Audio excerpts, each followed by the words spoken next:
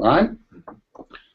Hello, welcome to our, with a tear in our eye, our final online session here of what we think has been a great experience for the two of us. So we're here to respond to a few of your comments and maybe some thoughts about where do we go next from here. So that's one of the questions that people have posed online that we've been posing for this last session is what are the next steps for all this? And one thing I suggested, Mark, was we don't want to become the arbitrators or the dolers out of exactly what to do. We see people in the field doing that, a lot of that. We want to kind of give a spark to the movement. So I think one place to start is people start taking these concepts and telling us and telling your colleagues how you're using these. What lessons have you come up with for economic unit of one, for agility, etc.? If we could start posting those a little bit more, that'd be one step I'd like to see, rather than us coming up with, like a lot of publishers do, they put out a book. Here are the 8 steps, the 10 things to do. I don't think we see ourselves going in that direction, Mark.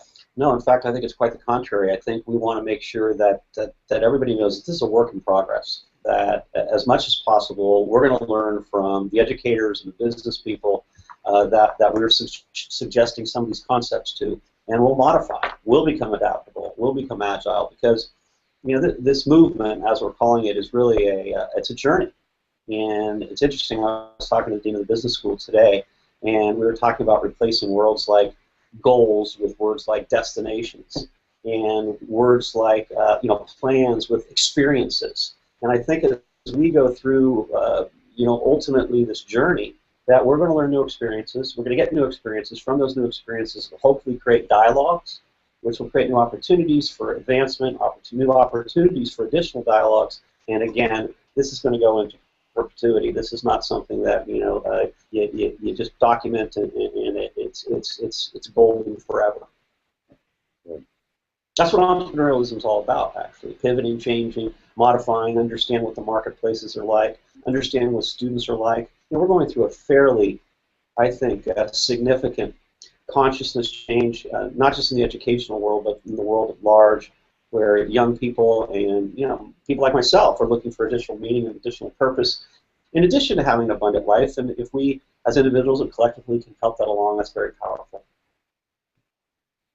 So where else can we go from here? We do want to let them know that the course is going to re-air beginning October 6th. So one thing you can do would be to tell your friends and get other people to kind of continue the movement, get them to tune in, take the course again if you like to. Mm-hmm. We think we're going to still personalize it to the point where we think parts of it will change the second time around in terms of our responses.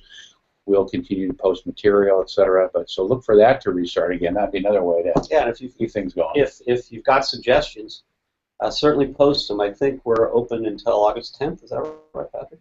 August 10th. So get those postings out early as possible, and that way we can make it an even better experience for you next time.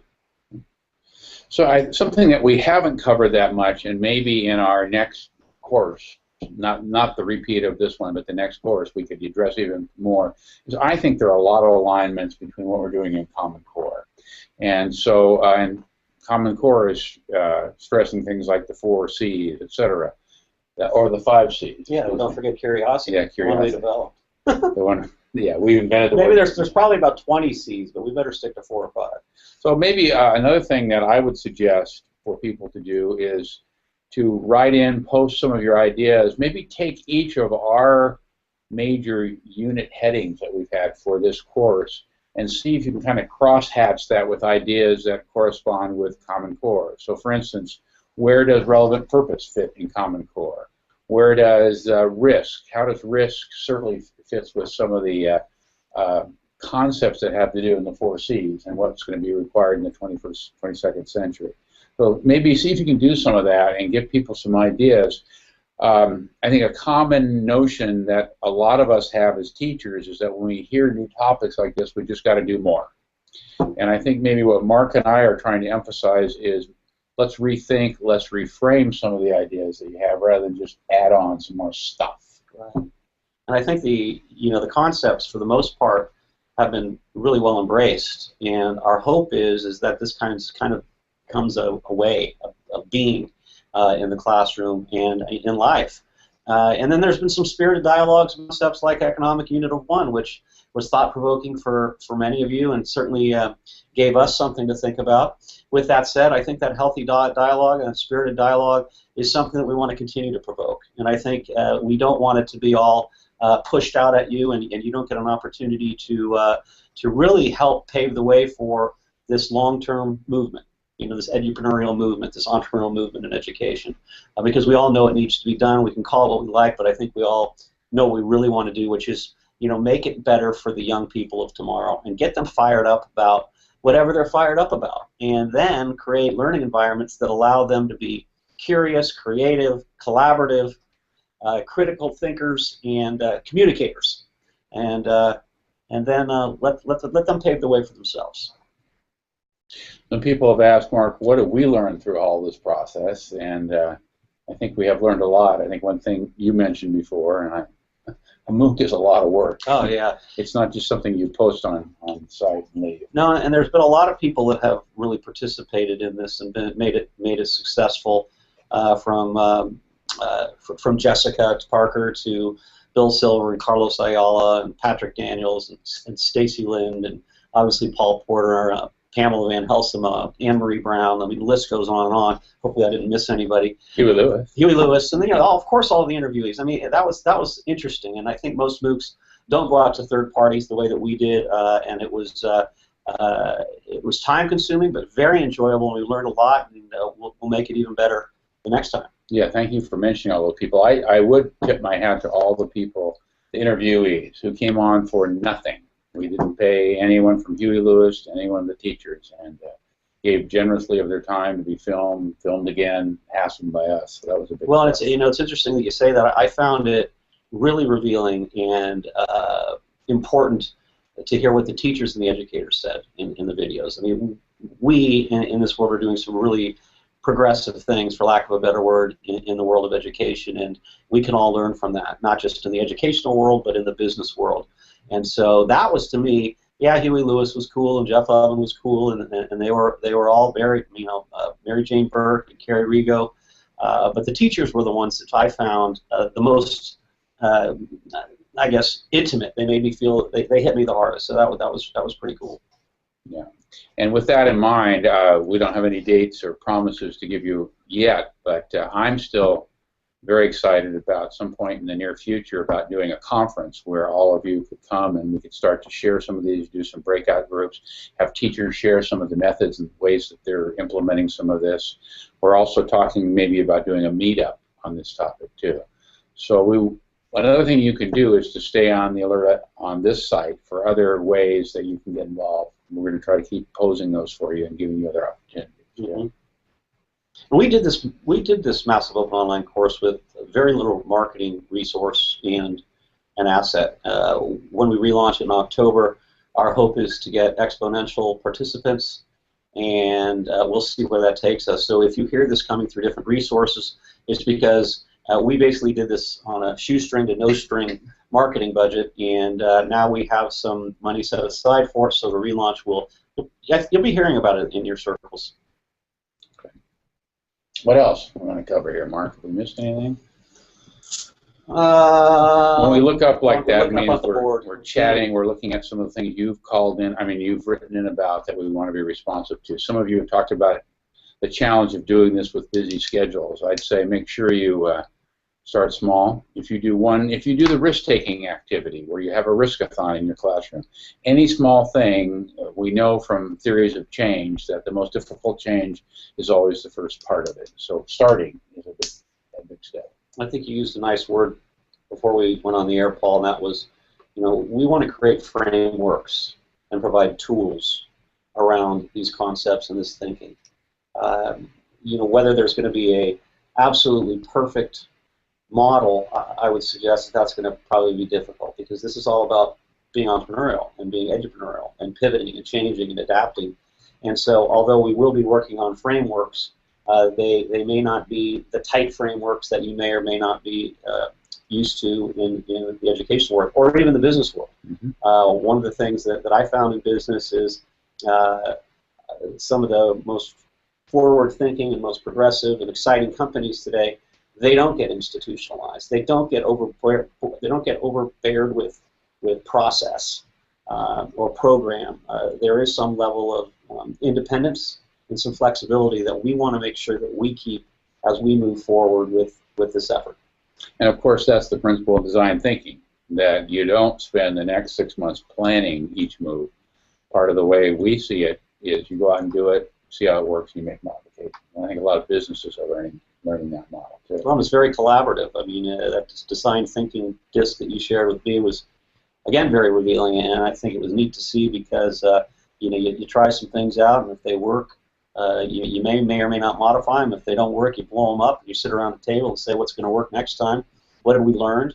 And it works into perpetuity. And I think in this day and age of transition and change, particularly with technological infiltration and this personalized life that we're learning, this ability to just continue to evaluate what you're doing and how you're doing it is going to be critical. It's the days of putting together a classroom syllabus and using it year after year, semester after semester are over. And if you do that, I think my personal feeling is that you're doing your class a disservice. It's about change and adaptability. Same is true in business. Oh my God! The era of having a 15-year plan is gone. Business changes too fast. Well, I'm launching a little small business again, and I've had to learn a lot more about social media than I had ever dreamed. And that's because even though at the age of 52, and the fact that I'm a digital immigrant, not a digital native, but it has to be done. I mean, I'm posting stuff on Facebook, and I already had a fairly lengthy and voluminous LinkedIn account. I'm learning about Hootsuite, and I'm learning about Twitter, and I'm learning about Dropbox, and I'm learning about Google Docs, and I'm learning about all these things. And I think we owe it to ourselves to really dive in and learn about those things. Because you know what the funny thing is, once you do it, it's not that hard, particularly for some of the smartest people in the world, educators. You're either growing or you're dying. That's right. One more note here before we begin to sign off here is any way that you can help us with terms. One of the biggest revelations for me through all this is how business tends to write off education and education tends to write off business because we use different language. We look at things differently, and that's been one of the most rewarding things to me, and a privilege to work with Mark, is I begin to re-examine how we label things. And an economic unit of one, we've gotten a lot of feedback. Well, maybe that sounds too independent, sounds too isolating, too money oriented. Yeah. So it's made us rethink about some of the terms. But my big learning is, in order to create links between business and education, we have to start exploring that interface more. And if anything you can do to help us with that, help us with our terms, but also be an ambassador out there when people start to say, oh, we got to stay away from business, they're too such and such. Or if the business people start saying education is failing us completely, that I would love for you to begin to intervene and say, wait a minute, let's talk about this. Let's talk about ways we can make this happen. Because that's one of the things I've gotten the most out of, realizing that we have some of the very same goals. Well, and there's some real synergy opportunities. I was reading today in the Wall Street Journal the difficulty for young people to get entry-level jobs and how they're not finding enough entry-level job people because they're not ready. They expect these young people to come out of either high school, but primarily university or college, and have certain skills that we may or may not be developing. And I think that, in addition to that, training programs within corporate institutions have been cut back like you can't believe. In fact, they're thinking about not reinstituting.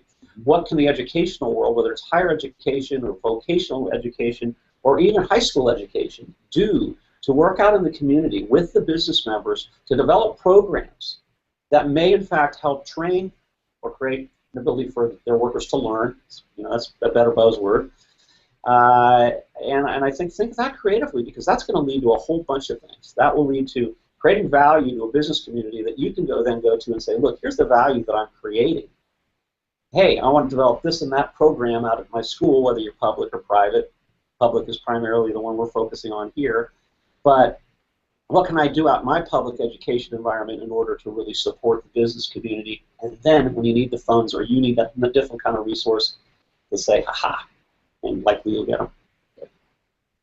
please help us with that, because it's a big revelation in an area that only teachers and people in the field can really break through on. Well, and administrators and the leaders. Administrators, Yeah.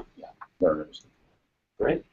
Okay, so I would just like to acknowledge all of you and thank you for tuning in, but particularly thank Mark for all that he's taught me. Thank you, Mark. Oh, my and thank goodness. you Thank for you. the privilege of working with you. Thank you for all of the work that you have done. I mean, Paul is a course curriculum genius. I just say a few words, and he seems to write them down, and here we have a package to deliver. So it's been a treat. I enjoyed it. Thanks to all of you. See you next time. Stay tuned.